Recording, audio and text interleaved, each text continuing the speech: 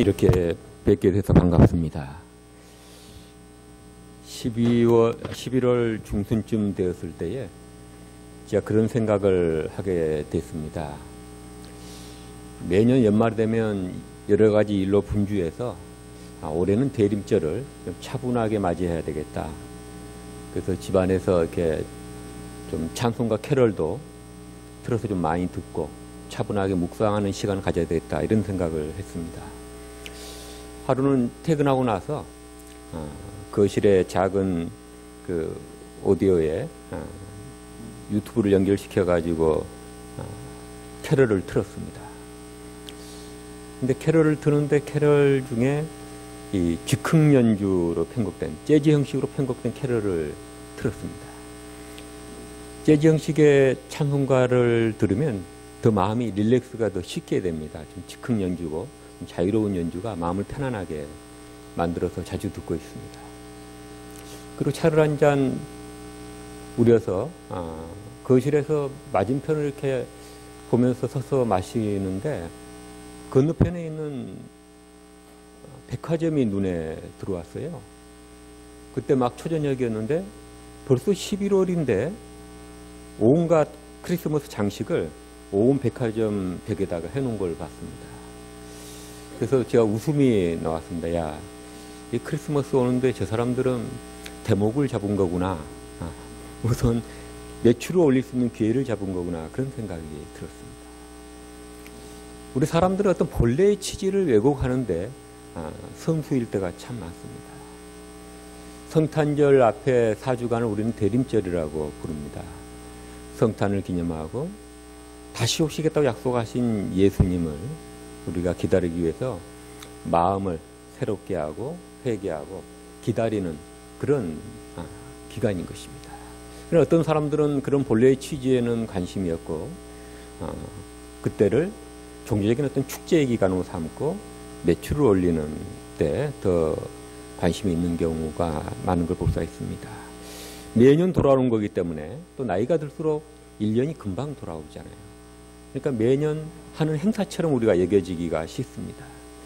대림절은 바로 예수님의 태어나심 그리고 다시 오시는 예수님을 기다리는, 특히 그리스도인들은 다시 오시는 예수 그리스도를 기다리는 종말론적인 삶을 사는 사람들이라는 것을 일깨우는, 그래서 언제든 주님 오심 맞을 수 있는 그런 준비를 하는 삶을 살아야 된다는 것을 우리가 생각하고 묵상하는 기간이라고 볼 수가 있습니다.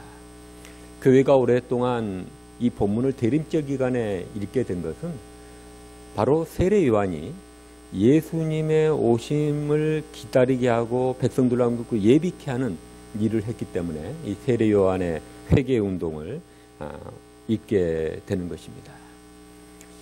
초대교회는 세례 요한이 바로 예수님의 길을 예배하는 바로 선구자로 이해했던 것입니다. 오늘 본문에 보면은 이사야 선지자 이사야 40장 3절이 나옵니다. 광야에서 외치는 이의 소리가 있다. 너희는 주님의 길을 예비하고 그의 길을 곧게 하리라. 원래 이사야 40장 3절은 이스라엘 남유다 왕국이 망하서 많은 지도층들과 많은 백성들이 포로로 바빌론으로 잡혀가게 됩니다. 그리고 그곳에 정착하고 사는데 나라는 망하고 포로로 잡혀왔으니 그들은 깊은 좌절 가운데 있었습니다. 그때 바로 성서학자들이 말하는, 우리가 지금 이사야 40장부터는 그 앞에 39장까지 논조가 완전히 다릅니다. 시대적인 배경이 달라서 그렇습니다. 성서학자는 이 예언자의 이름을 모르기 때문에 40장 이후에 되고 있는 예언을 갖다가 제2 이사야라고 부릅니다. 그 앞에 있는 예언서의 이사야 말씀은 39장까지는 8세기 예루살렘에서 활동했던 이사야의 예언이고, 그 이유는 바벨론 포로기 때 주전, 기원전 6세기 때 활동했던 제2 이사야가 포로로 잡혀있는 좌절하고 있는 이스라엘 사람들에게 하나님이 너희들을 구원하러 오실 것이다. 그러니까 구원하러 오실 그 주님을 받아들일 길을 예배하라. 산은 메꾸고 길을 평탄케 만들고 그렇게 하라고 지금 예언을 했습니다. 근데 이 예언의 말씀을 그 이후 시대에 그 초대교회 교인들은 그 안에 메시아가 올 것을 예언하고 있는 의미가 함의되어 있다고 이렇게 생각을 해서 메시아에 대한 예언으로 이것을 받아들이고 오늘 본문의 이처럼 인용하고 있는 것입니다. 이 예언을 성취한 사람이 바로 주님의 길을 예비하는 세례 요한이었다. 이렇게 하고 지금 얘기를 하고 있는 것입니다. 대림절에서 이 본문을 읽으면서 세례 요한이 사람들에게 예수님을 주님으로 받아들일 준비를 시켰던 것 같이 대림절 우리도 예수님의 다시 오실 예수님을 우리가 바라보면서 우리가 준비하는 삶을 살자라고 해서 이것을 성탄 기념에 함께 읽고 있는 것입니다. 세례 요한이 주님을 길을 준비하는데 한 운동이 뭡니까? 회개 운동이었습니다. 주님을 받아들이려고 그러면 우리의 삶의 근본적인 돌이킴, 변화가 있어야 된다는 것입니다. 여러분, 회개가 뭡니까? 우리 교회에서 제일 많이 쓰는 말이 회개입니다. 회개가 뭡니까? 잘못을 뉘우치는 것입니까? 회개를 이해하려고 그러면 타락 이야기를 읽을 때, 예수님의 가장 큰 계명의 가르침을 읽을 때 우리는 회개의 본래의 뜻을 이해할 수 있습니다. 원래 하나님이 인간을 지으실 때 어떻게 지으셨습니까? 하나님의 형상을 따라 창조하셨습니다. 하나님은 형상이 있으신 분입니까? 초월적인 분이시니까 하나님의 형상이 없으신 분입니다. 그래서 성서의 종교는 형상이 없는 종교입니다. 그래서 구약과 신약에서는 하나님의 형상을 뜨는 그 형상을 만드는 것을 우상이라고 이렇게 불렀습니다. 그럼 하나님으로 인간을 형상을 따라 지었다라는 것은 무슨 뜻일까요? 여기에 대한 해석이 많습니다. 근데 가장 오래된 교회에서 중심된 해석이 하나는 어거스틴이 그렇게 해석을 했죠. 하나님의 형상을 닮았다는 것은 하나님이, 영적인 하나님이 인간도 영적인 존재로 창조하셨다는 것입니다. 그래서 인간은 다른 동물과 달리 하나님과 교제하는 존재, 하나님과 교류하는 존재로 만들었다는 것입니다. 창세기 이야기 읽어보면 하나님이 인간에게만 말을 걸어오시잖아요. 그리고 독특하게 인간만 가르쳐주지 않아도 영적인 존재를 추구합니다. 여러분, 우리 인간을 동물과 비교해서 여러 가지로 정의를 내려왔죠. 사회를 만들어 산다고 해서 사회적 존재, 도구를 만들어 산다고 해서 도구적 존재, 이성을 가졌다 이성적 존재, 언어를 사용한다 해서 언어적 존재, 이런 정의들을 내려왔는데 요즘 동물들을 연구해보면 동물들도 언어를 사용해서 소통을 하고, 또 개미나 침팬지나 벌 같은 거 보면 자기들 나름대로 어떤 사회적인 질서를, 사회를 만들어 살잖아요. 침팬지는 도구를 사용합니다. 딱딱한 것은 돌로 깨서 먹기도 하고. 근데 동물들이 인간 흉내를 못 내는 것은 종교행위를 안 한다는 것입니다. 인간만이 하나님을 닮은 영적인 존재에서 영적인 욕구를 갖고 있다는 것입니다. 인간이 육체를 가지고 있으니까 육적인 욕구가 있잖아요. 배고픔을 느끼고, 또 우리 인간만이 이성을 가지고 있어 지적인 욕구를 갖습니다. 지식을 추구합니다. 또 인간은 영적인 존재이기 때문에 고대로부터 지금까지, 아프리카의 원시 종족으로부터 첨단 사회까지 가르쳐주지 않아도 종교적인 욕구를 느끼기 때문에 종교적인 행위를 하는 것입니다. 그래서 우리는 사람들이 하나님이 어디 있어 그러지만 영이 깨어있는 사람은 하나님의 임재를 느끼고 하나님과 교제를 하는 것입니다. 남녀가 둘이 사귈 때에, 사귀기 전에는 아무런 관계가 맺어져 있지 않을 때는 둘 사이에 아무런 일도 일어나지 않지만, 두 사람이 사랑하게 되면 남들의 눈에는 보이지 않지만 두 사람은 사랑을 느끼는 것이, 사랑이 오가는 것이. 사람이 하나님을 주님으로 받아들이게 되면 신비롭게 하나님과 인간의 관계가 일려서 교제가 일어나게 되고 하나님의 영원한 생명을 호흡할 수 있게 되고 하나님의 평화와 하나님의 진리를 우리가 누리게 되는 것입니다. 그래서 여러분들이 이 자리에 나와서 예배하고 있는 거 아니십니까? 우리가 분주한 생활 속에서도 한순간 우리의 마음을 돌려 하나님을 향하면 우리는 금세 하나님과의 묵상 속에서 하나님의 평화와 하나님의 사랑을 우리가 호흡하고 느낄 수가 있는 것입니다. 우리가 영적인 존재이기 때문에 그게 가능한 것입니다. 그런데 이 인간이 악의 상징으로 나와 있는 그 뱀의 유혹을 받아서 하나님처럼 된다는, 그 선악을 알게 된다는, 그 하나님처럼 돼서 세상의 중심이 되고 하나님만의 일인 선악의 기준이 돼서 스스로 심판할 수 있는 존재가 된다는 유혹에 빠져가지고 자기가 하나님처럼 되고 싶어 하죠.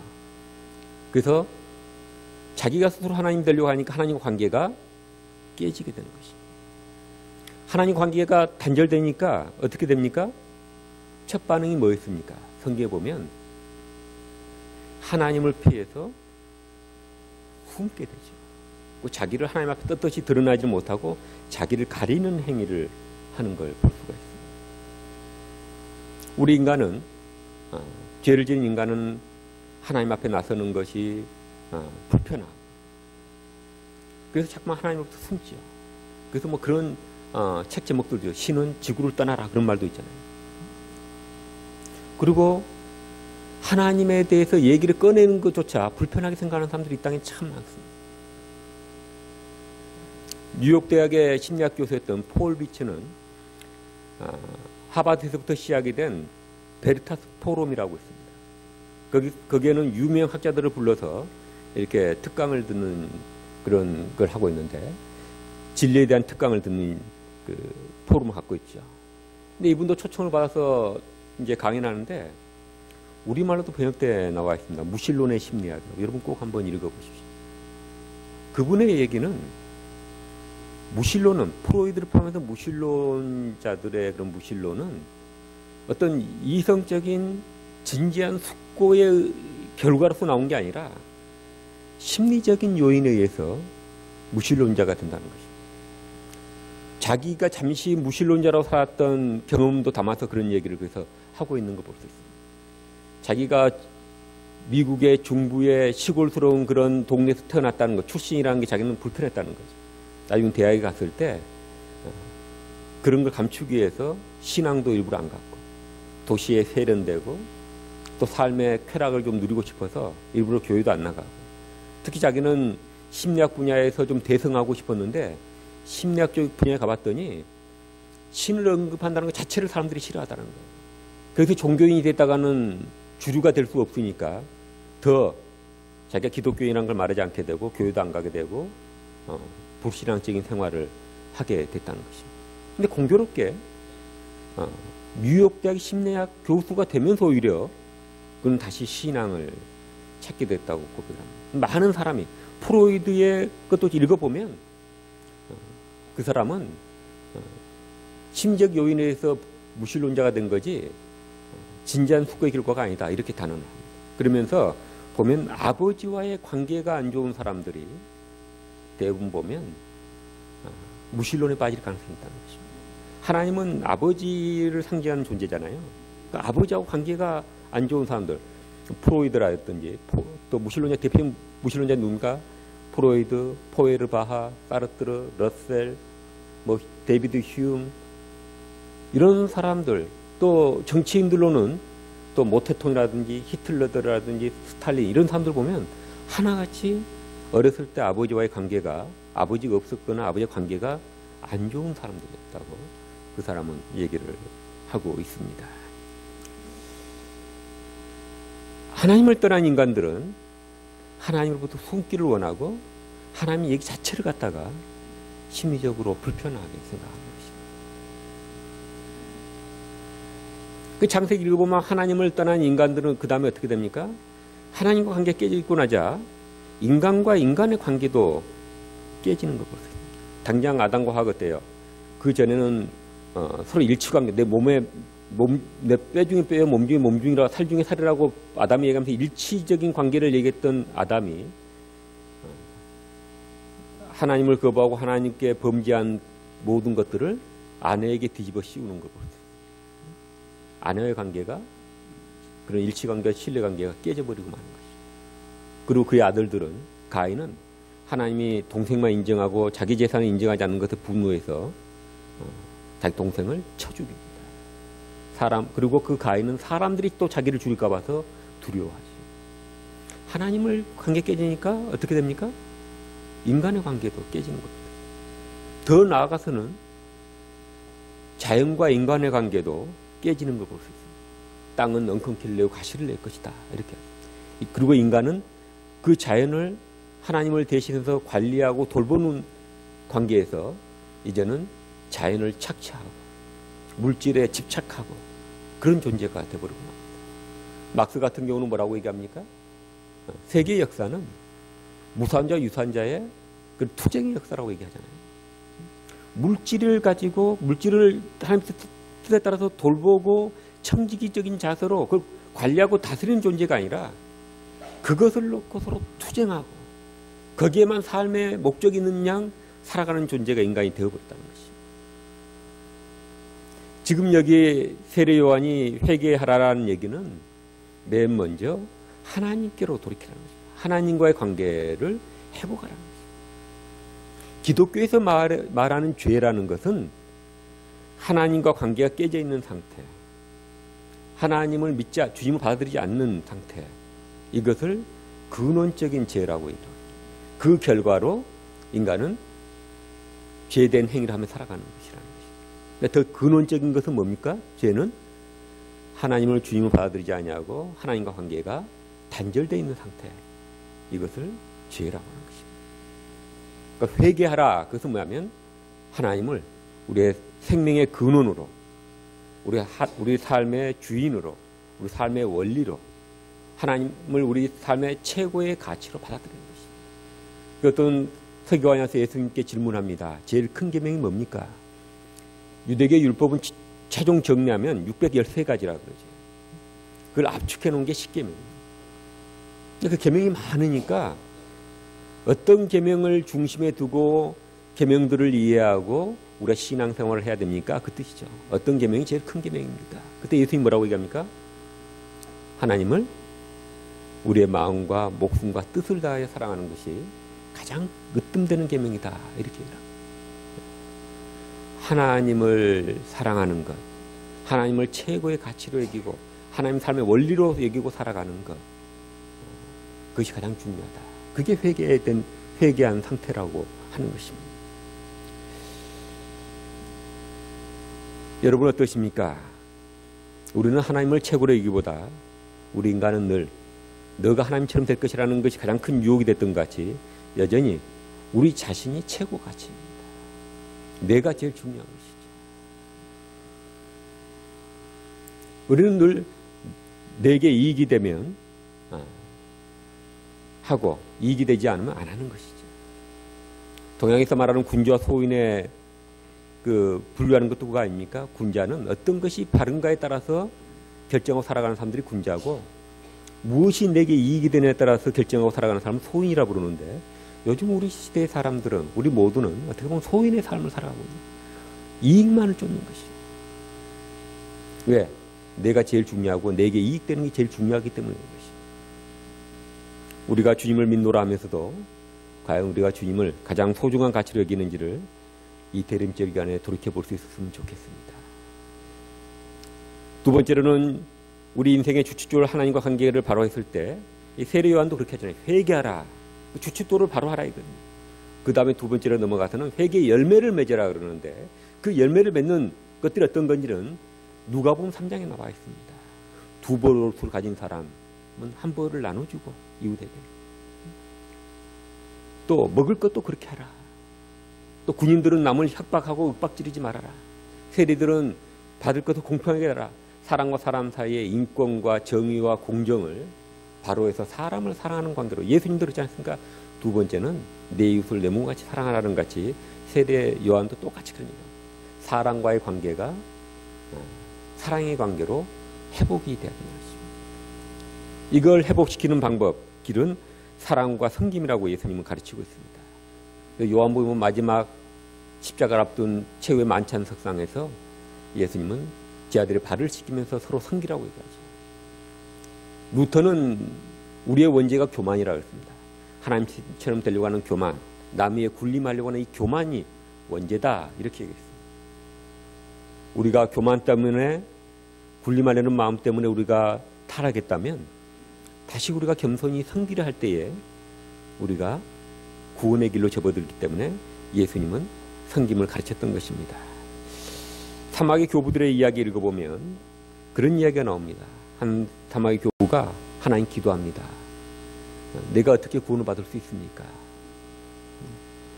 앞에 악이 거미줄처럼 많은 유혹을 쳐놓은 걸 보고 내가 어떻게 하면 여기서 이 악의 유혹에서부터 구원받을 수 있습니까? 라고 얘기하니까 하나님의 음성이 들리기를 겸손해라. 이렇게 겸손해라. 우리가 남을 존중할 줄 알고 겸손할 때 우리에게 구원의 길이 열리는 것입니다. 남보다 높아지려는 마음, 남보다 더 나아지려는 마음, 남보다 더 낫다는 평가를 받으려는 그런 모든 유혹들로부터 우리가 구원을 받을 수가 있다는 것입니다. 마지막으로 우리가 세례요한이 해결을 촉구했던 것에는 뭐가 있냐면 자연과의 관계, 물질과의 관계를 회복하는 것입니다. 물질을 하나님의 뜻에 따라서 관리하고 다스리며 사는 것이 아니라 그것을 섬기는 데로부터 돌이켜라는 것입니다. 우리는 최근에 보면 마치 사회적 성취와 소유가 인생이 가장 중요한 것처럼 생각하고 살아가고 있습니다. 그래서 우리는 우리 한국만에도 많은 것을 외적으로 물질적으로 이뤘지만 사실은 행복합니까? 작년 말 동아일보 우리 한국 사람들 행복지수에 보면 행복 점수가 몇 점이나 될 것 같습니까? 55.9점이더라고요. 대학의 학점으로 얘기하면 F학점인 거죠. 우리 행복의 점수는 F학점입니다. 60점 이상은 돼야지 성적이 나오는데 60점도 안 되고 55.9예요.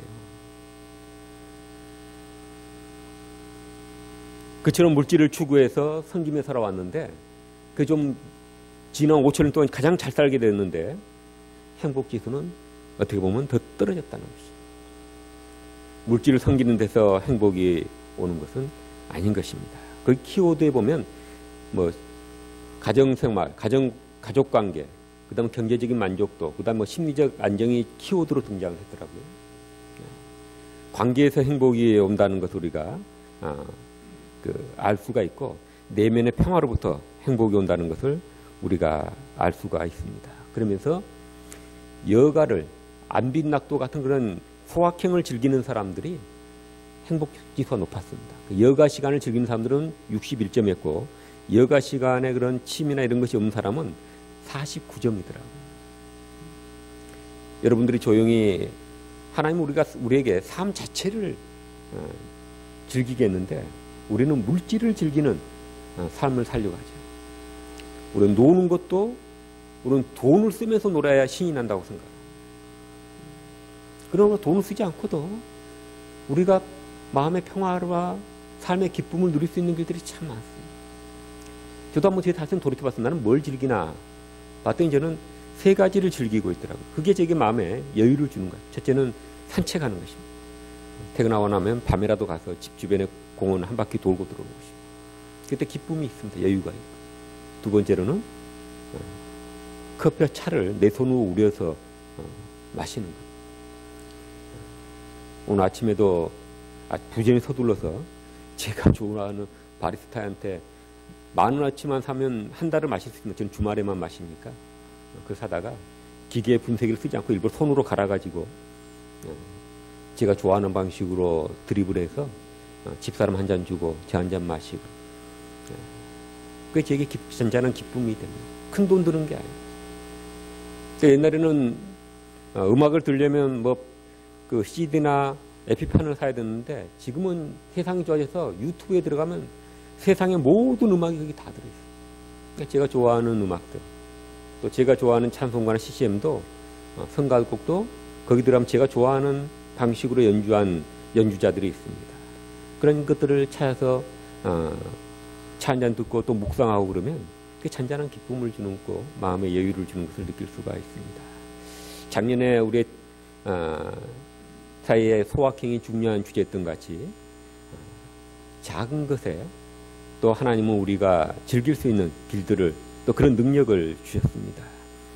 우리가 너무 물질에 집착하지 말고 하나님을 우리 삶의 가장 큰 소유로 여기고 그리고 하나님께 돌이켜서 이 대림절에 세례요한의 외침처럼 하나님께로 돌이켜서 하나님과 관계를 회복하고 또 사람들과의 관계를 회복하고 물질을 섬기는 게 아니라 다스릴 줄 알게 되면 우리는 행복한 더 삶을 살 수 있을 뿐만 아니라 주님이 언제 오든 맞아들일 수 있는 사람들이 될 수 있을 것입니다.